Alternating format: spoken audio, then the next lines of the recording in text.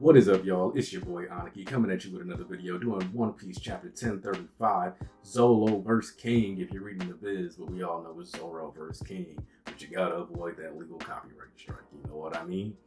So, first off, we're finally getting an actual cover story for the first time in a long time, and this one is apparently going to be detailing the escape of Germa 66. If you're like me, you already knew they got away from Big Mom because they made it a point to talk about how they were kicked out of the world government. So, you know, it was kind of obvious. There's no point in talking about them getting kicked out of the world government if they're still a part of the government. Or if they're dead, you know what I mean? So, it is what it is. Now, chapter picks up right where it left off. Right at the finish of Beef Burst. Queen flying through the air, through the building, leaving the island, a full-blown eviction. Left arm smoking because you know Sanji cut that thing off with his kicks last chapter. So, and then we get the reveal that Chuji was in Sanji's pockets. He kept them safe. He picked them up at a high speed, kept them safe. And then, which is probably the most impressive feat in the whole fight actually, is that he managed to do all these combos on Queen and did not make that rat crap itself in his pocket. So, props to Sanji on that. He gets acknowledgement from the geisha, and he's probably going to wake up in her lap since he, slumped a little. Now, we go back to Zoro versus King, leaving off where that fight pretty much was. He gets another one of his vertical slashes off on him. And it's worth noting here that King must have still in, fire mode. I don't see it on his back when he does the slash, only like a little bit on his back. So I'm assuming that's what that's supposed to be. Now, of course, since his mask has been cut at the top and at the bottom at this point, it's just a big piece of flappy, slappy leather on his face. And while he may dress like he's a BDSM gimp, that doesn't mean that he's trying to, have that distraction the entire fight.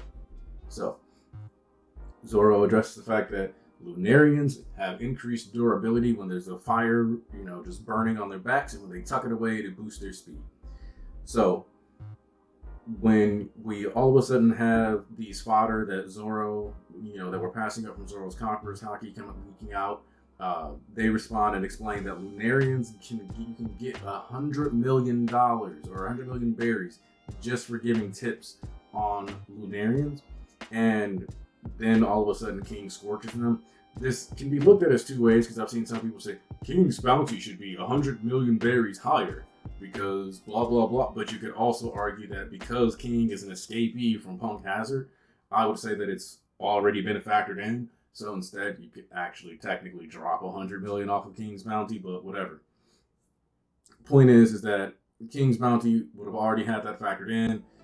They factored in, Nico Robin knowing about the poneglyphs and kept that as a part of her bounty. There's no reason for that to be any different. The main reason they care about him ultimately is because he's a rare species and because of his abilities.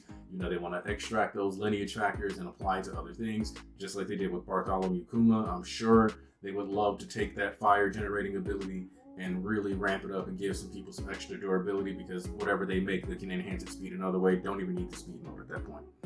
So, King takes personal offense to this, of course, and cooks the rest of his allies. So, Zoro, while standing above King, asks him, what he is. He goes, "What are you?" And what King responds with is that it's just not going to matter because he's going to die. Classic bad guy, "I shall defeat you" jargon. Nothing crazy spicy. But you can see that King's kind of just spamming the fire bullets. It's worth noting that these fights are very, very reminiscent of Enies Lobby, with Zoro taking all these damages, getting pelted like he did with the rain slashes when Kaku started bouncing him off the ceiling.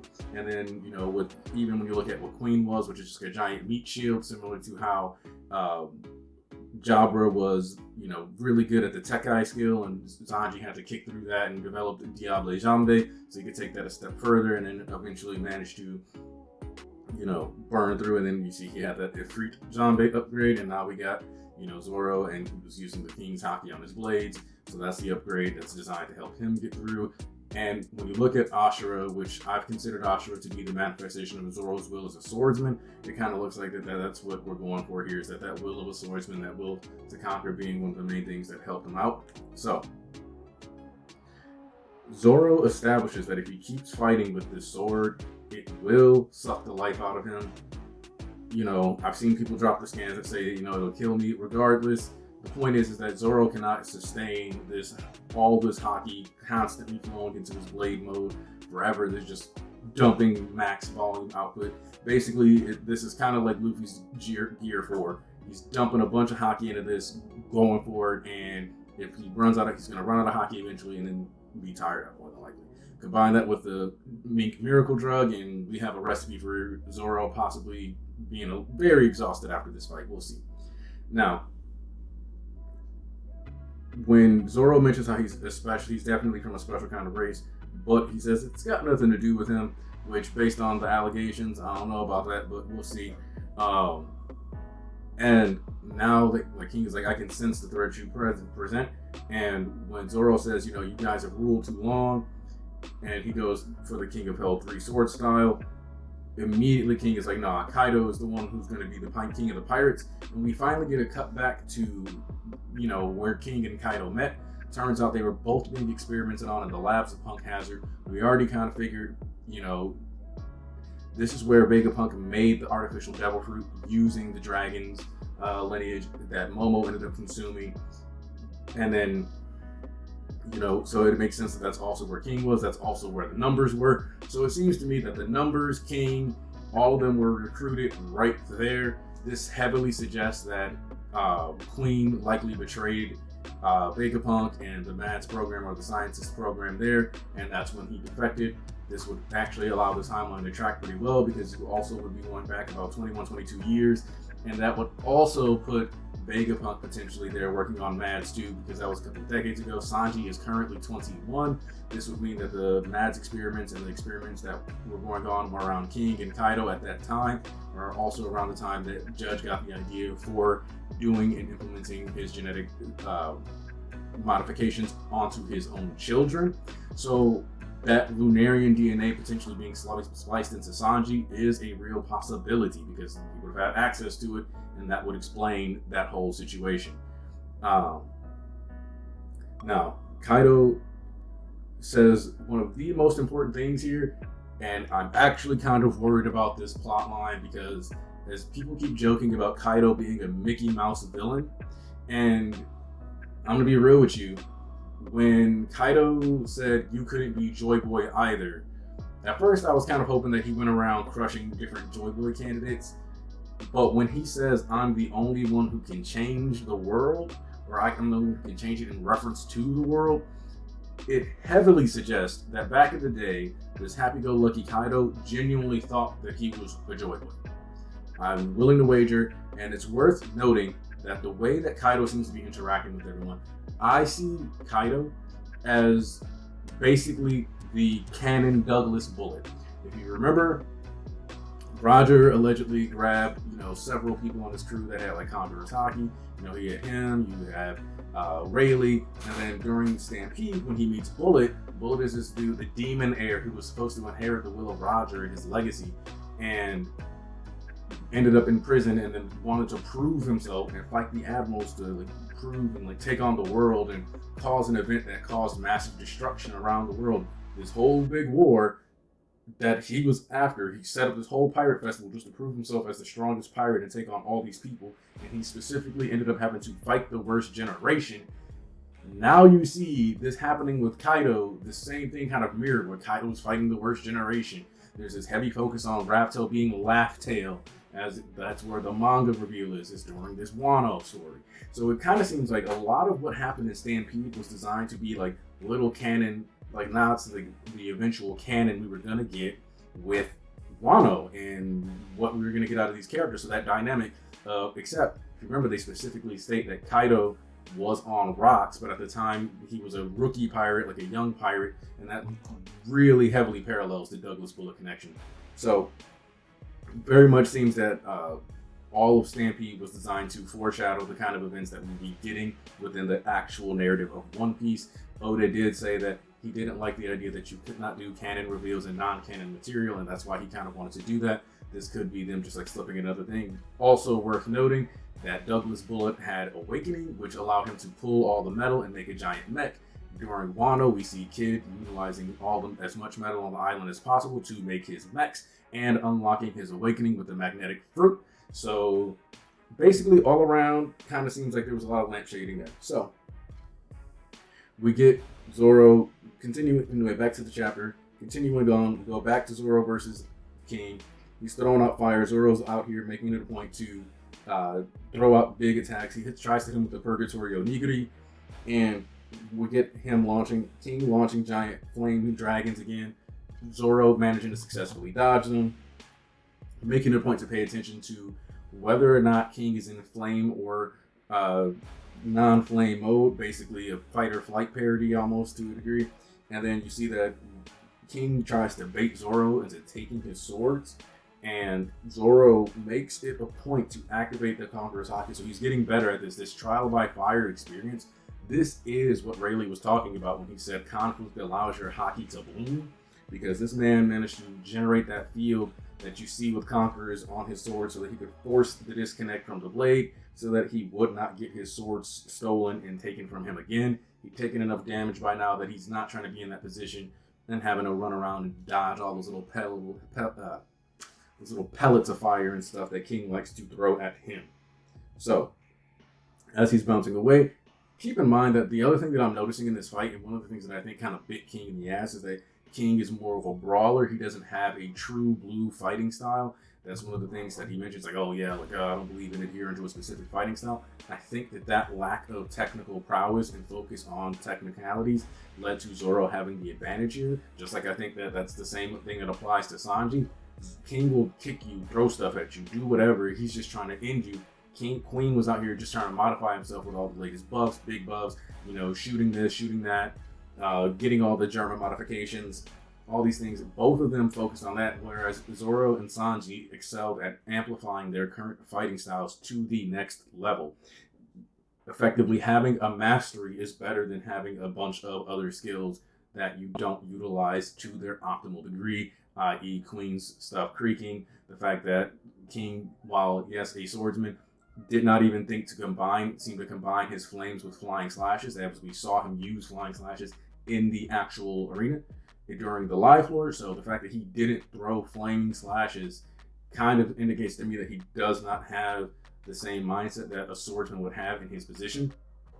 Because compare that to Kinemon, who we've seen do flaming slashes, and it's kind of obvious that there's a bit of a disconnect between his swordsmanship and his flaming abilities. He kind of treats them as little accents, but not much more, not really thinking about how to utilize them optimally, which is why it's important to note that when King does that thing where he tries to kick Zoro in the face and he spins and hits him with the bird dance, that's that technicality, moving with the force of your opponent, using their momentum against them, so that he's right in front of him when that slash goes up because he tried to go faster.